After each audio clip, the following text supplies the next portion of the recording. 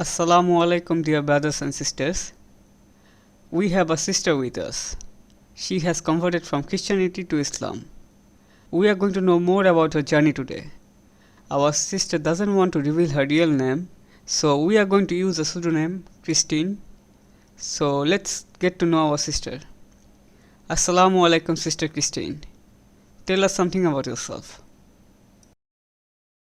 Wa alaikum salam wa rahmatullahi wa barakatuh, Brother Assad. Well, I would say I'm old. I'm in my early 70s. I was born into a Roman Catholic family, raised Roman Catholic. I wasn't really happy with Catholicism. It was more about what I felt was the church's abuse of power than anything else. I wandered around in Protestantism for most of my life.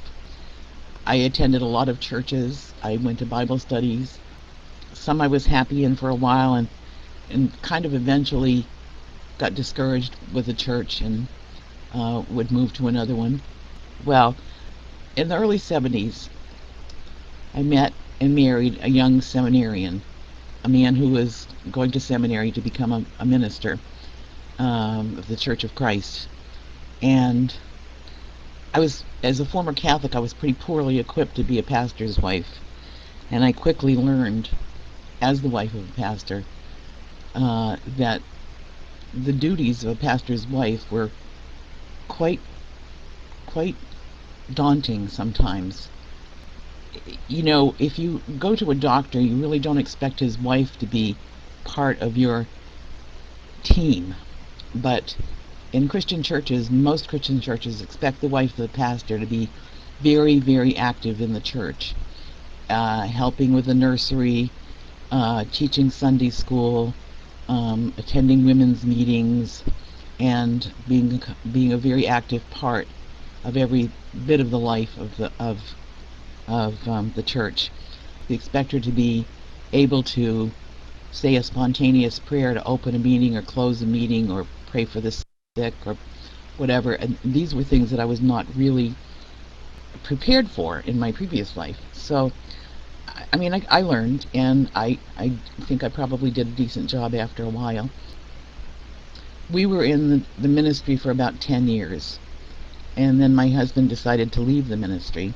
He became a social worker, and we moved up to the northeastern part of the United States and made our home there.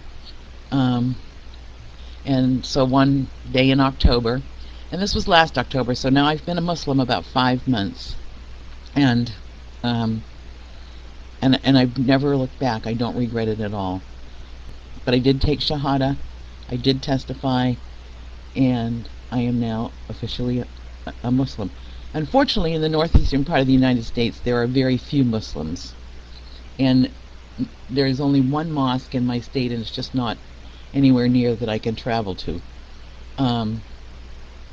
And so I've actually never met another Muslim face to face, but I know tons of Muslims on Pal Talk and on Facebook, and I do have an opportunity to talk and ask questions with lots of them.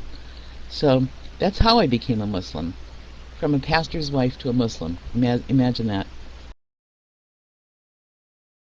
Like, share, and subscribe to create awareness. We are also available on Facebook, Google+, and Twitter. Join us on Pal Talk, a place where Muslims and non-Muslims can reason together and share understandings to remove misconceptions about each other and come close. We entertain various subjects from politics to theology, and to answer questions, we have scholars of great eminences who are experts on matters such as politics, theology, science, history, etc.